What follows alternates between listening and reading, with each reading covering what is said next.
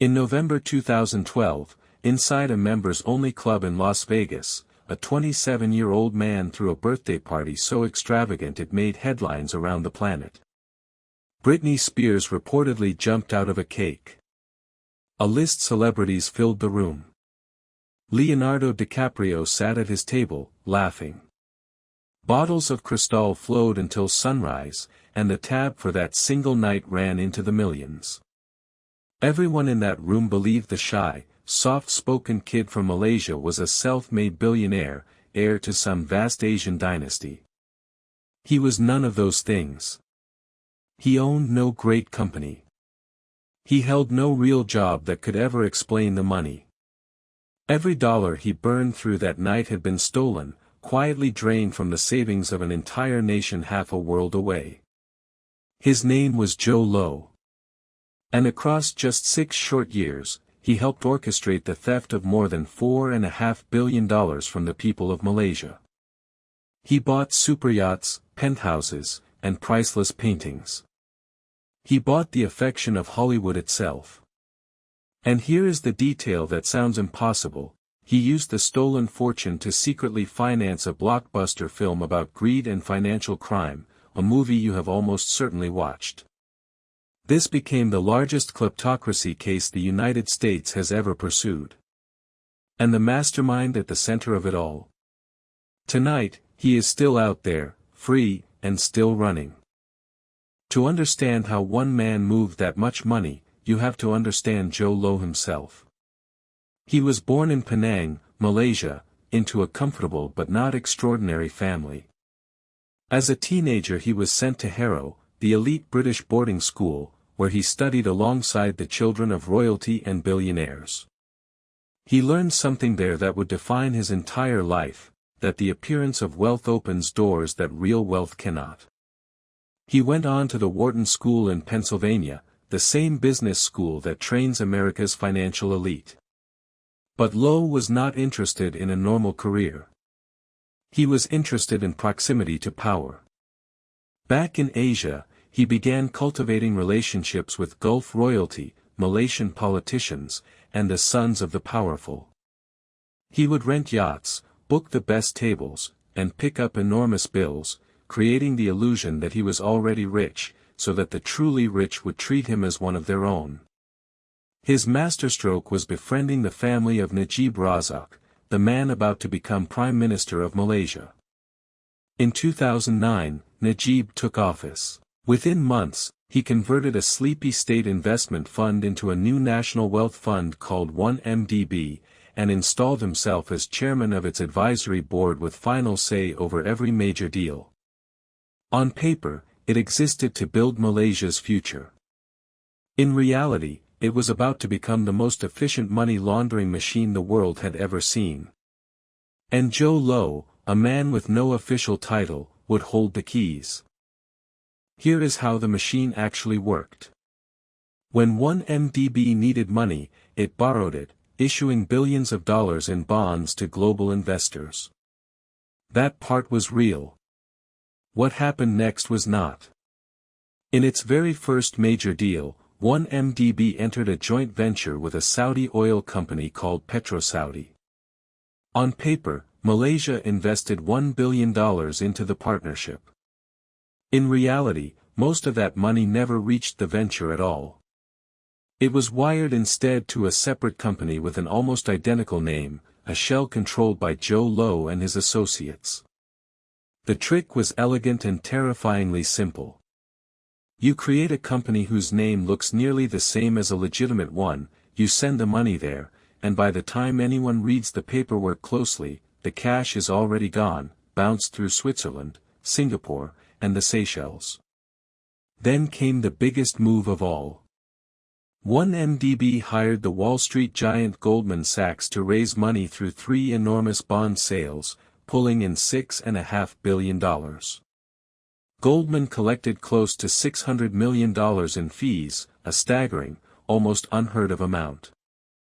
And of that money raised, investigators later found that at least $2.7 billion was siphoned straight out, disguised as payments to a company that sounded official but did nothing at all. The money left as government debt. It arrived as private treasure. So what do you do with billions of dollars in stolen cash? You cannot simply deposit it in a bank. You have to make it look legitimate, and this is where Jho Low became an artist. He went on a spending spree unlike anything in modern history. He bought a $250 million superyacht and named it Equanimity, a floating palace with a helipad, a cinema, and a gold-plated interior. He bought luxury apartments in New York, mansions in Beverly Hills, and a townhouse in London. He acquired paintings by Monet, Van Gogh, and Basquiat, treating the world's greatest art like poker chips. He showered the supermodel Miranda Kerr with more than $8 million in jewelry, including a heart-shaped pink diamond. He gifted Leonardo DiCaprio a Picasso. And then came his true masterpiece of irony. Through a company run by Najib's own stepson, Reza Aziz, Jho Low secretly financed a Hollywood film. Not just any film. He funded The Wolf of Wall Street, Martin Scorsese's epic about a con man who steals a fortune and blows it on yachts, drugs, and parties. He used stolen money to make a movie about a criminal spending stolen money. He even attended the premiere. For a few dazzling years, Jho Low was the most generous, most mysterious man in every room he entered. Nobody asked where the money came from. Nobody wanted the party to end. But every stolen dollar has a victim, and in this story the victims were an entire country.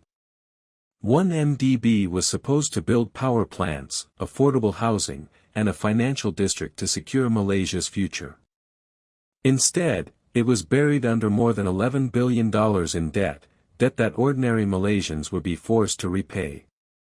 While Jho Low sipped champagne on his yacht, the government of Malaysia raised taxes on its own people, introducing a deeply unpopular sales tax to plug the growing holes in the budget. Money that could have built hospitals and schools had been spent on diamonds and paintings and a movie. This is the quiet cruelty of grand corruption. It does not feel like a robbery.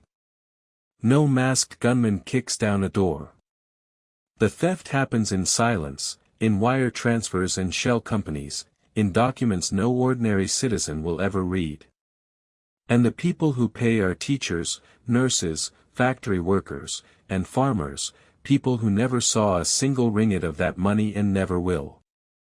A rice farmer in rural Malaysia was, without knowing it, helping to pay for a birthday party in Las Vegas. That is what makes financial crime so dangerous. The bigger the theft, the more invisible it becomes, until the numbers are so enormous they stop feeling like money at all, and start feeling like a story about someone else. But it was not someone else. It was them. For years, the scheme worked flawlessly, because no one with power wanted to look too closely. But every fraud has a weakness, and this one had a journalist. Her name was Claire Recastle Brown, a British reporter who ran a small investigative blog focused on Malaysian corruption. When a whistleblower handed her a hard drive full of leaked 1MDB documents, she began pulling the thread, publishing what she found even as the pressure mounted. A local Malaysian financial paper, The Edge, dug into the same trail. Then the story exploded onto the front page of the Wall Street Journal, which revealed that nearly $700 million had flowed into the personal bank accounts of the sitting prime minister. Najib's response was not to investigate. It was to attack. He replaced his attorney general. Officials who asked questions were fired or silenced. A Malaysian investigator working the case was found dead in suspicious circumstances. For a moment, it looked like power might simply crush the truth, the way it so often does. But the documents were already out. Two Wall Street Journal reporters, Tom Wright and Bradley Hope, kept digging, eventually turning the whole saga into a best-selling book called Billion Dollar Whale. And once the United States Department of Justice opened its own investigation, following the money across continents, the walls that Jho Low had spent years building began, very slowly, to close in. In May 2018, the reckoning finally arrived, and it came from the ballot box. Malaysian voters, furious over the scandal and the rising cost of living, did the unthinkable and voted Najib Razak out of power. It was the first time his coalition had lost an election in 60 years. Almost overnight, the protection vanished. Police raided properties linked to Najib and found an almost cartoonish haul, $200 million in cash, and more than 1,000 handbags and pieces of jewelry belonging to his wife, Rasma. Najib was arrested, put on trial, and convicted of corruption and money laundering, eventually beginning a 12-year prison sentence. The consequences rippled outward. Goldman Sachs, whose bankers had helped raise the money, agreed to a settlement worth nearly $3 billion with the Malaysian government, one of the largest penalties in Wall Street history. One of its own star bankers, Tim Leissner, pleaded guilty and admitted to bribery and money laundering. Around the world, investigators began seizing the trophies of the fraud. The superyacht Equanimity was tracked down, boarded, and handed back. The mansions were sold. Miranda Kerr returned her jewelry. Even the profits from the Wolf of Wall Street were surrendered. Piece by piece, the empire Jho Low had built out of stolen money was dismantled and returned. Almost all of it. Because the one thing investigators could not seize, the one piece that slipped through every net, was the man himself. Today, almost everyone connected to the 1MDB scandal has faced some kind of consequence. Najib sits in prison. Goldman paid its fine. Bankers were convicted. Billions in assets have been clawed back from around the globe. Everyone, that is, except the man who allegedly orchestrated it all. Jho Low has never spent a single day behind bars. He vanished in 2015 and has been a fugitive ever since, believed to be living under protection somewhere in China, moving between cities, still, by some accounts, surrounded by wealth.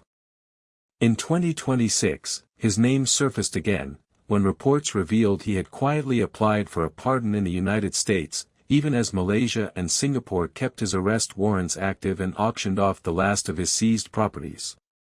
He remains one of the most wanted white-collar fugitives on earth, a man who helped steal billions and then simply walked away from the wreckage he left behind. So here is the question I want you to sit with. If someone can steal from an entire nation, fund a Hollywood movie with the proceeds, and still disappear into the night a free man, then what does that tell us about how money and power really work at the very top? Tell me what you think in the comments below. If this story pulled you in, subscribe, because there is always another dark money story waiting in the shadows. I'll see you in the next one.